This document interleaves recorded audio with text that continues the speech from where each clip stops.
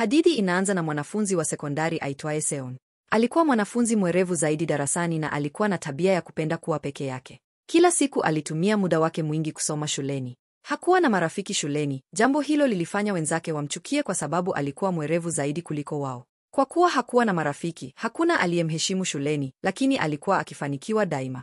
Kwa upande mwingine, mwenzake aitwaye Yongben aliheshimiwa sana. Wakati Seon alishinda nafasi ya kwanza katika mashindano ya hisabati, hakuna aliyempiga makofi. Hata hivyo, wakati Yongben alipokea tuzo yake kwa kufunga nafasi ya 3, darasa lote lilimpiga makofi. Yongben alikuwa msumbufu darasani, lakini pia alikuwa mtulivu na mwerevu. Wanafunzi wengi darasani walimuogopa kwa sababu mara nyingi aliwatesa pamoja na kundi lake. Waliwatisha na hata kuwaiba pesa wanafunzi wengine. Baadaye, Yongben alijaribu kumtisha Seon wakati Seon alikuwa amelenga katika masomo yake. Yongben alikuwa na wivu wa Seon kwa sababu Seon alikuwa amemshinda katika mashindano ya hisabati. Ingawa Seon alikuwa mtu wa ndani asiye na marafiki, hakuwahi kumuogopa Yongben na kundi lake.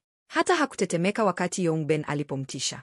Wakati huo huo, timu ya mpira wa kikapu ya shule iliingia darasani ikimtafuta mwanafunzi aitwaye Soho. Walitaka kulipiza kisasi kwa Soho kwa kumpiga mmoja wa washiriki wao wa timu. Ingawa timu nzima ilijaribu kumshambulia kwa kutumia vibonge vya chuma kama silaha, Soho aliweza kuwashinda wote. Hii ni kwa sababu alikuwa mzamani wa kupigana mma. Seon alipofika nyumbani, alimpa baba yake cheti cha ushindi wake. Baba yake alifurahi, lakini Seon mwenyewe hakufurahi. Alihisi upweke hata wakati akiwa na familia yake. Seon aliishi na baba yake kwa sababu wazazi wake walikuwa wametalakiana na yeye alikuwa amechagua kukaa naye. Hata hivyo, Seon hakupata upendo au joto kutoka kwa wazazi wake. Baba yake alikuwa daima mshughuli sana na kazi, na mama yake, mwalimu, alifanya kazi shule mbali. Seon mara chache alimuona na aliweza tu kuangalia video zake kila siku. Kwa sababu ya hali yake ya familia iliyokuwa na matatizo, Seon alikuwa mtu aliyejitenga na kimya. Asubuhi iliyofuata, kama kawaida, Seon alifika shuleni mapema. Alimuona Soho akilala darasani. Siku hiyo, walikuwa na darasa la mazoezi ya mwili, lakini jaketi ya mazoezi ya Seon ilikuwa imepotea. Alishuku kuwa Yongben ameiba, kwa hivyo alilazimika kuvaa sare yake ya shule wakati wa darasa la mazoezi. Seon alifanya vizuri katika masomo yote isipokuwa mazoezi ya mwili. Alikuwa dhaifu sana katika darasa hilo. Baada ya darasa la mazoezi kumaliza, Seon alimkabili Yongben na kundi lake, akiwaambia wamwache Yongben kama alikuwa mwenye nguvu kweli. Yongben na kundi lake walihisi fedheha na wakamshika Seon kwa ukosi, wakimtisha. Hata hivyo, mwalimu ghafla akafika na kuwatenganisha. Yongben na kundi lake haraka wakajifanya kuwa walikuwa wakicheza tu. Mwanafunzi mwingine mpya darasani, aitwaye Bamsuk, alikuwa karibuni amehamia kutoka shule ya kibinafsi ya hali ya juu eneo lao. Bamsuk hakukubali kamwe kuwa alitoka familia tajiri kwa sababu hakutaka wengine wamtumie. Baadaye, Seon aliingia darasani na kumwambia Yongben aondoke kwenye dawati lake. Yongben alikasirika sana kwa maneno ya Seon, na Seon akatoa kalamu kujikinga iwapo Yongben angejaribu kumshambulia. Ghafla, Soho alimwambia Yongben na kundi lake wanyamaze. Yeye pia alikasirika kwa sababu walikuwa wameusumbua usingizi wake. Usiku huo, kama kawaida, Yongben na kundi lake walikusanyika katika klabu, wakinywa pombe iliyochanganywa na madawa ya kulevya. Walifanya hivi kila siku. Yongben na kundi lake walikutana na muuzaji wa madawa ambaye pia alikuwa binamu yake. Yongben alimuuliza kitakachotokea kama fentanyl itawekwa kwenye ngozi ya mtu. Muuzaji wa madawa alieleza kuwa itasababisha machafuko, kizunguzungu, miwani ya haraka, kichefuchefu na kutapika. Siku iliyofuata, wanafunzi walikuwa na mtihani. Kama kawaida, Seon alikuwa amejiandaa vizuri. Yongben alifika darasani kuchelewa na akamkaribia Bamsok, akimwomba afuatane kwa sababu mwalimu wake wa nyumbani alitaka kumkutana naye. Baada ya hapo, tunamwona Bamsok akipelekwa katika chumba kidogo cha kuhifadhi ndani ya shule. Yongben alimwamuru amtie fentanyl shingoni mwa Seon wakati wa mtihani. Bamsok alikubali kufanya hivyo kwa sababu alimuogopa Yongben. Wakati wanafunzi walipopewa karatasi za mtihani, Bamsok alisimama nyuma ya Seon. Alimgusa shingo na kumwambia kuwa kuna mdudu hapo. Mwanzoni Seon alikasirika, lakini baada ya mwalimu kumuita, alirudi kulenga kwenye mtihani wake. Hata hivyo, wakati akifanya mtihani, miwani yake ghafla ikawa haraka na akashindwa kuzingatia. Alitoka darasani kwenda chooni, na aliporudi, aligundua kuwa fentanyl imewekwa shingoni mwake. Ghafla, alijipiga kofi kali usoni. Darasa lote lilishtuka na likageuka kumwangalia. Seon aliendelea kujipiga ili apate umakini tena kwa mtihani. Baada ya mtihani kumaliza, wanafunzi walianza kukagua majibu yao. Seon aligundua amekosea swali moja, jambo hilo lilimkasirisha sana. Katika hasira, alisimama, akatoa kalamu, na akamshambulia Yongben bila huruma. Hata akamchoma rafiki wa karibu wa Yongben kwa kalamu. Yongben alianguka kutoka kwenye kiti chake, damu ikitiririka usoni mwake.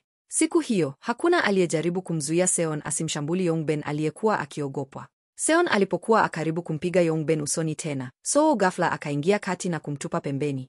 Aligundua mambo yamezidi mipaka. Seon, bado mwenye hasira, akashika kiti ili aendelee kupigana, lakini Soo aliweza kuzuia shambulio lake. Wakati huo, mwalimu aliingia darasani. Baada ya tukio hilo, Yongben alipelekwa hospitalini kwa matibabu. Wakati huo huo, Seon alichukuliwa na mwalimu kwenda kuomba msamaha kwa wazazi wa Yongben. Hata hivyo, mama wa Ben aliendelea kumkaripia akiwa na hasira. Seon alimwambia kuwa mwanawe alikuwa amemtia fentanyl wakati wa mtihani. Mwanzoni Yongben alikataa kuhusika, lakini Seon alionyesha ushahidi kuwa Yongben alikuwa ameficha madawa kwenye mfuko wake. Kisanduku cha fentanyl kilipokutwa ndani ya mfuko wa Yongben, mama yake aliogopa.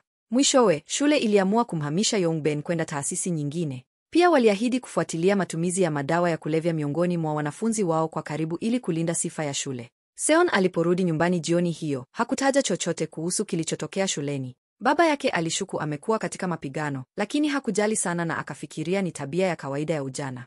Siku iliyofuata, wawili wa marafiki wa Yongben kwa hasira walimkaribia Seon na kudai amkutane nao baada ya shule. Hata hivyo, Seon, akionyesha hakuna hofu, alituambia tu waweke wakati. Hawakuweza hata kusubiri darasa liishe, nyuso zao zikijaa hasira. Baada ya shule, marafiki wa Yongben walimfuata Seon chooni. Seon akafunga mlango nyuma yao ili mtu yeyote asione kinachoendelea ndani. Wasichokijua ni kwamba Seon alikuwa amebeba silaha yake ya kupendelea, kalamu.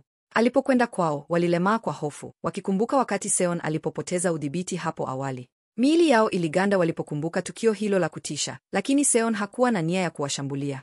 Aliwaambia tu wasimwingilie mambo yake. Baada ya Seon kutoka chooni, wanafunzi wake wote walimsifu kwa kumshinda Yongben na kundi lake.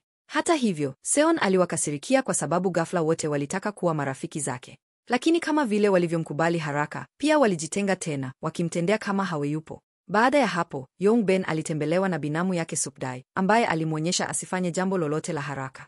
Hata hivyo, Yongben alimwomba Supdae ampige Seon, hata akamwahidi pesa. Usiku huo, Seon alipokuwa njiani kwenda nyumbani, alimwona Sue akifanya kazi wakati wa likizo yake. Mbali na kuwa mwanafunzi, Sue pia alifanya kazi ya muda kwa kuongoza chakula wakati wa likizo za shule. Kila siku baada ya shule, angeenda kazini kupata pesa za maisha yake. Tangu apoteze wazazi wake, alikuwa akiishi na nyanya yake. Hata hivyo, usiku huo, badala ya kwenda nyumbani baada ya kazi, alichagua kulala shuleni kwa sababu kwenda nyumbani usiku wa manane kungemfanya afike shule kuchelewa asubuhi iliyofuata. Seon alipoona hili na kujifunza kuhusu hali ya Sue, aliamua asimwamshe asubuhi iliyofuata.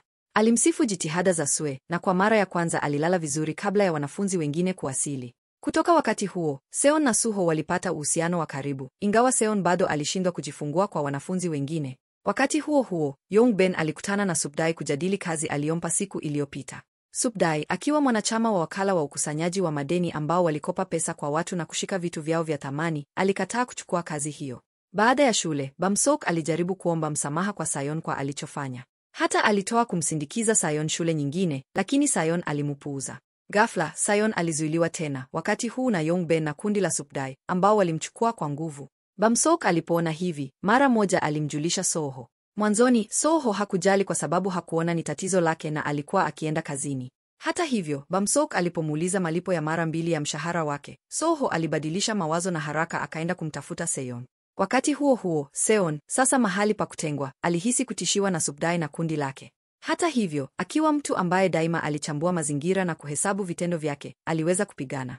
Hata baada ya kuwaondoa baadhi ya washambuliaji wake, Seon alishambuliwa tena kwa ghafla. Wakati huu, Yongben alichukua fursa kulipiza kisasi, akimpiga Seon bila huruma na hata akajaribu kumvunja mikono ili asirudi shuleni tena.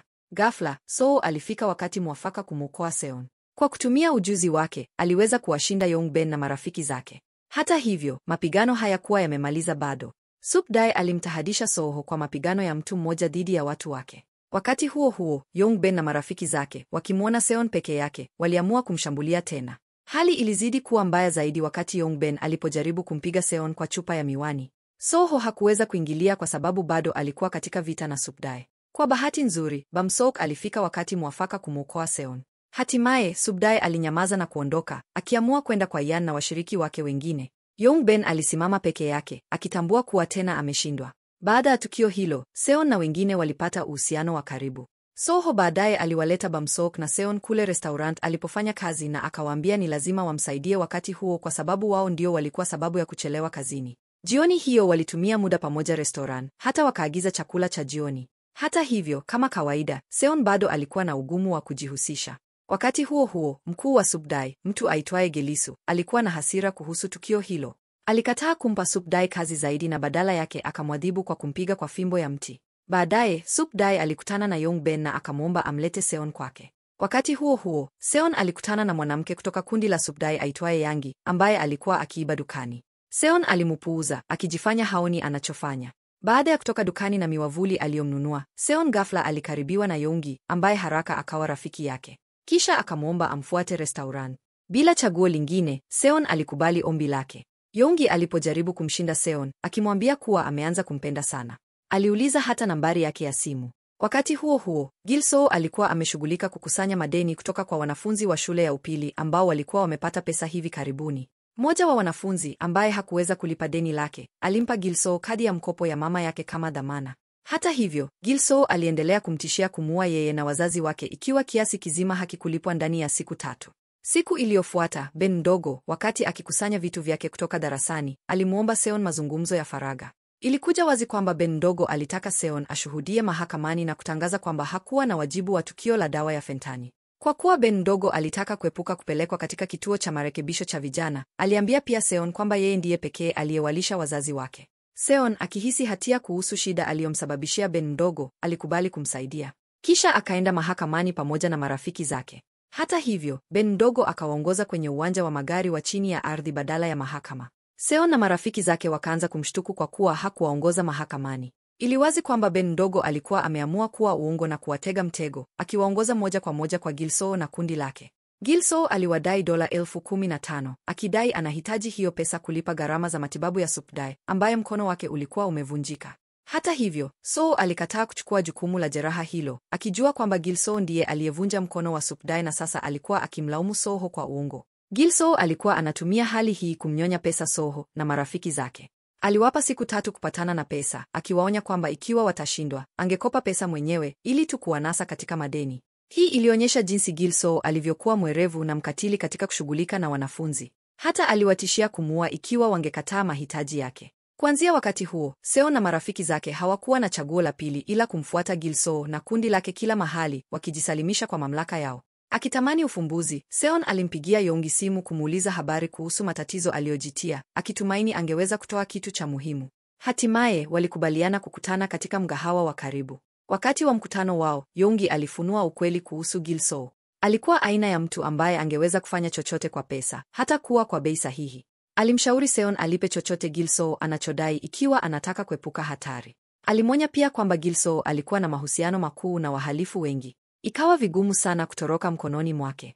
Wakati huo huo, Bamsok, katika jaribio la kukusanya pesa, aliiba saa ya thamani ya baba yake na kupanga kuiuza kulipa deni lililowekwa na Gilsoo. Hatimaye, muda wa siku 3 uliowekwa na Gilsoo ukafika. Kundi lilikutana katika chumba cha faragha ambapo Bamsok alifanikiwa kutoa $15,000 kamili baada ya kuuza saa ya baba yake. Hata hivyo, aliwagushi marafiki zake, akiwaambia kwamba baba yake alikuwa amempa pesa kwa hiari. Seo na Soho walikuwa wamekasirika, wakishindwa kuamini kwamba baba yake Bamsok angempa tu kiasi kikubwa cha pesa kulipa deni la mwanawe. Ijapokuwa walikusanya kiasi kizima, walikataa kumpa Gilsoo bure. Badala yake, waliamua kuwapigia polisi. Seon akashiriki habari muhimu aliyopata kutoka kwa Yongi usiku uliopita. Inaonekana Gilsoo alikuwa akiendesha kambi ya kamari haramu ikilenga hasa wanafunzi wadogo. Mtu yeyote aliyesajiliwa kwenye tovuti ya kamari angepokea bonasi ya kwanza ya $50 iliyowekwa katika akaunti yake, ikimshawishi aendelee kucheza na kukaa kwa muda mrefu. Yongi alieleza kwamba mfumo huu wa kamari ulikuwa udanganyifu. Mwanzoni, wachezaji wangeshinda mara kwa mara na kupokea zawadi kubwa, lakini mara tu walipokuwa wameamu, mtu anayeendesha tovuti angeanza kudhibiti mfumo kuhakikisha wanaendelea kupoteza, akipunguza polepole pesa zao zote. Wakati huo huo, pesa za bonasi zilizotolewa kwa wachezaji wapya zilikwenda moja kwa moja mfukoni mwa Gilsoo na kundi lake. Wachezaji walipokwisha pesa, watu wa Gilsoo wangewakaribia, wakitoa mikopo ili waweze kuendelea kucheza. Mzunguko huu mbaya ulihakikisha kwamba kila mshiriki alikusanya madeni makubwa ambayo yasingeweza kulipwa kamwe, yakiwalazimisha kuendelea kutoa pesa yoyote au mali za thamani walikuwa nazo kwa Gilsoo, ikijumuisha magari, vipande vya dhahabu na vitu vingine vya gharama. Hii ndiyo jinsi Gilsoo alivyowanyonya wanafunzi wa shule ya upili, akiwanasa katika madeni na kufaidika na uharibifu wao wa kifedha.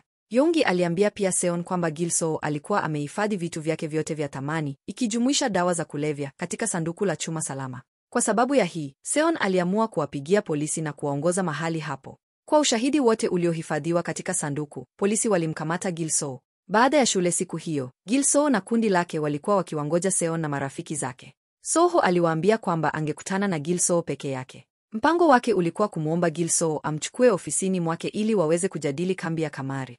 Alipoingia ndani, Seon angepiga polisi kwa siri na kuwapa mahali. Mwanzoni, Gil-soo alishangaa kwamba Soho alijua kuhusu shughuli zake za kamari. Soho akamwambia kwamba alijifunza kila kitu kutoka kwa binamu wa Yongbin, Supdae. Bila chaguo lingine, Gil-soo akamwongoza Soho ofisini mwake. Kabla ya kuondoka, Yongi alimwambia Gil-soo kwamba angelala shuleni kumgoja Bamseok na Seon. Baadaye, Yongi alikutana na Seon kumpa anwani ya ofisi ya Gil-soo, bila kujua kwamba Soho alikuwa tayari amemfuata Gil-soo huko kupata habari hizo. Wakati huo huo, Bamseok alikuwa amemuogopa sana Soho na aliamua kumfuata kwa teksi. Seon alimwacha aende mbele, akitaka kuthibitisha kama Yongi alikuwa amempa anwani sahihi. Wakati huo huo, Supdae alianza kumuuliza Yongi habari zaidi kuhusu Seon na kitu kingine chochote muhimu. Yongi alikiri kwamba alikuwa amechoka na Gil-soo na alikuwa tayari amepanga kumripoti kwa polisi. Alisema hawezi kuendelea kuishi chini ya shinikizo lake. Wakati huo huo, Soho alifika ofisini mwa Gil-soo na mara moja akampelekea mahali hapo Seon. Ilikuwa anwani ile ile Yongi aliompa. Alipoingia ndani, Soho alitoa simu yake kwa ombi la Gil-soo, kwa kuwa Gil-soo alikuwa amemshtuku tangu mwanzo. Soho alipokataa kuitoa, ghafla alipigwa kichwani na kitu kinene cha chuma, akamwanguka chini. Gil-soo aligundua haraka mpango wa Soho wa kuwapigia polisi. Kwa hofu, akakusanya mali zake zote za thamani na akakimbia eneo hilo. Muda mfupi baadaye, Bamseok alifika ofisini na kumwona Gil-soo akijaribu kutoroka. Bila kujua kilichotokea, Bamseok alijaribu kumpa Gil-soo pesa alizokusanya, akidhani bado inahitajika. Hata hivyo, Gil-soo alimjipuuza na akamburuta Bamseok alipokuwa akiondoka. Wakati huo huo, Seon alikimbia kuelekea ofisi ya Gil-soo, lakini alipofika na polisi, mahali palikuwa tupu. Kwa kuwa hawakuwa na hati ya kukamata, polisi walikatiza uchunguzi wao. Akiwa amekasirika, Seon alipanda ukuta wa jengo na kuvunja ndani ya ofisi. Huko, alishangaa sana kuona damu sakafu na kuogopa kwamba ni ya Soho. Alipojaribu kumpigia Soho simu, hakuna aliyejibu. Seon alihuzunika zaidi alipogundua kwamba Gil-soo alikuwa amechukua mali zote za thamani kutoka sanduku la chuma, ikijumuisha pesa na dawa za kulevya. Wakati huo huo, Supdae alijikuta katika hatari. Gil-soo aligundua kwamba Supdae na Yongi walikuwa wakipanga dhidi yake na kumsaidia Seon. Gil-soo akamtishia Yongi, akisema kwamba ikiwa hawatakutana naye mahali palipoitwa Mandong, angemuuza kaka yake mdogo Sunshine. Supdae mara moja aliamua kukutana na Gil-soo na akampa Yongi kadi yake ya benki ili aweze kuitumia kujificha hotelini. Hata hivyo, Yongi hakutaka Supdae aende peke yake. Alimwomba Seon apakue programu ambayo itawaruhusu kufuatilia mahali walipo kwa wakati halisi. Hivyo, Seon angeweza kumfuata Supdae kwa kutumia mahali pa Yongi. Wakati huo huo, Gil-soo na kundi lake walikuwa wakiwangoja Supdae na Yongi. Ilikuwa wamekamata pia Bamseok na Soho, wakiwashika kama wafungwa. Seon alikimbia kuelekea mahali pa Yongi. Hata hivyo, Gil-soo alipogundua kwamba Yongi alimsaliti, alimtoza vita Supdae. Kwa kuwa mkono wa Supdae ulikuwa bado umejeruhiwa, alipata ugumu kurudi vita. Gil-soo alimshambulia bila huruma. Yongi alijaribu kumsaidia Supdae lakini haraka akachukuliwa na kundi la Gil-soo. Gil-soo akajiandaa kumuua Soho na Bamseok, lakini kwa wakati wa mwisho, Supdae alijilazimisha amesimama na kutoa shambulio. Ijapokuwa alijeruhiwa na alikuwa amechoka, Supdae aliendelea kupigana. Hata hivyo, Gil-soo alikuwa na uongozi, akitumia kisu kurudi vita. Ghafla, Yongi alimsaidia Supdae kwa kumpiga Gil-soo kichwani. Hata hivyo, kwa kuwa hakuwa mwenye nguvu kama Gil-soo, hakuweza kupigana naye aliposimama. Kwa bahati nzuri, sauti za kelele za polisi zilijaza anga, na Gil-soo na kundi lake walikimbia mara moja. Seon akafika na akamwambia Gil-soo ajisalimishe, kwa kuwa alikuwa amezungukwa na polisi. Hata hivyo, Gil-soo na watu wake waligundua haraka kwamba Seon alikuwa ametumia simu kucheza sauti ya kelele za polisi kuwadanganya. Kwa ukweli, hakuna polisi waliofika bado. Hii ikasababisha mapigano makali kati ya kundi la Gil-soo na kikundi cha Seon. Wakati huo huo, Supdae na Yongi walijaribu kutoroka lakini walizuiliwa wakati maafisa wa polisi wa kweli walipoibuka mahali hapo. Ilikuwa kwamba Seon alikuwa ametumia sauti bandia ya kelele kama kutatanisha, lakini sasa polisi wa kweli walikuwa wamefika. Mmoja wa maafisa alijaribu kumkamata Gil-soo na kundi lake, wakati mwingine alimkimbiza Supdae na Yongi. Kwa bahati mbaya, Gil-soo alifanikiwa kutoroka kutoka kwa polisi. Seon mara moja akamkimbiza, akimfuata Gil-soo barabarani hadi hatimaye akamwona. Hata hivyo, wawili walipopigana, ilikuwa wazi kwamba Seon hakuwa sawa na Gil-soo. Kwa kuwa alikuwa bado mwanafunzi wa shule ya upili, jaribio la Seon la kurudi vita lilidhoofu haraka. Wakati huo huo, Soho akafika na kumwokoa rafiki yake. Mapigano mapya yakawa kati ya Soho na Gilso. Kwa kuwa Soho alikuwa mpigani wa mma, hakuwa na tatizo kumshinda Gilso. Soho alipomua Gilso, hatimaye polisi waliweza kumkamata, mtu aliyehusika na kuwaongoza wanafunzi wengi katika uhalifu na kamari. Wakati huo huo, Supdae alijisalimisha kwa polisi kwa hiari. Kabla ya kuchukuliwa, aliwaambia Yongi na kaka yake mdogo Sunshine waondoke eneo hilo na wakae salama. Baadaye, shauri la uhalifu la Gilso liliwekwa mikononi mwa wakili ambaye alikuwa msaidizi wa baba yake Bamso. Wakili alisema kwamba hangejadili shauri hilo na wazazi wa Seon, lakini angeripoti kila kitu kwa baba yake Bamso. Kwa kuwa Bamsok alitoka familia ya kuheshimika na tajiri, yeyote aliyemdhuru angeadhibiwa vikali. Wakili akamwambia Bamsok kwamba alikuwa na ruhusa ya kumpiga Gilso na kwamba asiwe na wasiwasi kuhusu ukweli kwamba walikuwa katika kituo cha polisi. Hata hivyo, Bamsok hakutaka kumwadhibu Gilso. Gilso alimdhihaki, akimuita mdhaifu zaidi kati ya marafiki zake. Alidai kwamba Soho na Seon hawakuwa wamejali hata kumchukulia Bamsok kama rafiki yao. Wakati huo huo, Seon alitoka kituoni cha polisi na kumwona Yongi akimgoja nje. Alitaka kumwomba msamaha yeye na Soho. Baadaye, walienda hospitalini kumtembelea Soho. Seon akamwambia Soho kwamba baba yake Bamsok alitaka kuweka shauri hilo kwa siri. Ilionekana kama baba yake Bamsok alitaka udhibiti kamili wa hali hiyo. Hata hivyo, licha ya ukweli kwamba Seon na marafiki zake ndio waliomkamata Gilso, hawakujali sana kupokea utambulisho. Jambo pekee lililomhusisha Seon ni kwamba Gilso na kundi lake walikuwa gerezani. Wakati huo huo, baba wa Bamsok alikuwa akilipa bili za hospitali za Soho. Ilibainika kwamba baba wa Bamsok, mwanasiasa mwenye heshima kubwa aitwaye Jean Won, alikuwa mtu mwenye nguvu. Yongi, bado akihisi hatia, alimfuata Seon hospitalini ili aendelee kumwomba radhi Soho. Kisha akalaza kichwa chake begani mwa Seon. Wakati huo, alimwambia kwamba sasa walikuwa wanapendana. Seon aliporudi nyumbani, tena alihisi upweke. Hakuna aliyemuuliza alikuwa amekwenda wapi. Akihisi kutengwa, aliamua kurudi hospitalini, akamleta Soho chakula chake anachokipenda. Suo alishangaa kwa sababu hii ilikuwa mara ya kwanza kumwona Seon, ambaye alikuwa daima wa mbali, sasa akionyesha upendo kama huo. Wakati huo huo, nyumbani kwa Bamsok, baba yake alimkaripia kwa kujihusisha na polisi. Mzee alikuwa na hasira kali kwa sababu hali hiyo ingeweza kuharibu sifa yake iliyoimarika kama adhabu. Alimpiga Bamsok kwa ukatili kwa klabu ya gofu. Shuleni, Seon na wanafunzi wenzake walipongezwa kwa vitendo vyao vya kijasiri vya kumshinda Gilso na kundi lake. Tangu siku hiyo, Seon na marafiki zake walikuwa wamekaribiana zaidi. Waliahidi kamwe hawataachana. Seon kisha alimwambia Bamsok kwamba Yongi alitaka kuwa rafiki yao na pia ataishi nyumbani kwa Suho. Suho kisha aliamua kumuuliza Yongi mwenyewe kama kweli alitaka kukaa nao. Bamsok, hata hivyo, alihisi kuachwa nje na uwepo wa Yongi. Alihisi kama alikuwa akisukumwa mbali na kundi. Mfadhaiko wake uliongezeka alipoona kwamba Soho alikuwa amemfuata Yongi kwenye Instagram lakini hakumfuata yeye. Ingawa Soho alikuwa amekutana na Yongi usiku mmoja tu, bado alichagua kuungana naye badala ya Bamso. Tangu Yongi ajiunga na kundi lao, Soho alianza kuzungumza naye zaidi kuliko na Bamso. Bamsok alihisi haonekani, kana kwamba Yongi alimwona kama hawako. Kwa sababu ya hili, alianza kutofurahia kutumia muda nao. Hata walipokwenda baa ya karaoke, Bamsok hakufurahi. Alitoka chumbani ili kununua vinywaji kwa ajili yake, akijaribu kushughulika na hisia zake usiku huo. Pia alikabiliana na watoto wengine aliozoea kupigana nao shule yake ya awali. Hata hivyo, hakuongeza mazito, akichagua kuficha siri badala yake. Aliporudi chumbani mwa karaoke, alimkasirikia Yongi baada ya kumwona akichukua simu yake mtu alipomupigia. Bamsok alikuwa daima hakupenda kutendewa hivyo, haswa alipoona kwamba hata Soho alikuwa amejitenga. Wakati huo, kundi la wanafunzi wanyanyasaji liliingia chumba chao cha karaoke. Walishangaa na tabia ya kimya ya Seon na waliamua kuondoka, wakiahidi kumuita Bamsok tena baadaye. Seon hakujua walikuwa wanyanyasaji kwa sababu Bamsok hakumwambia chochote kukuhusu. Siku iliyofuata, Bamsok alikuwa amelala darasani alipoamshwa na kelele za wanafunzi wenzake. Akiwa na mfadhaiko, aliwaambia wanyamaze, lakini walicheka tu. Bamsok alihisi aibu tena na kwa hasira aliwakabili. Alikasirika zaidi walipodai kwamba alikuwa amekuwa mjinga tangu ajiunga na kundi la Seon na Soho.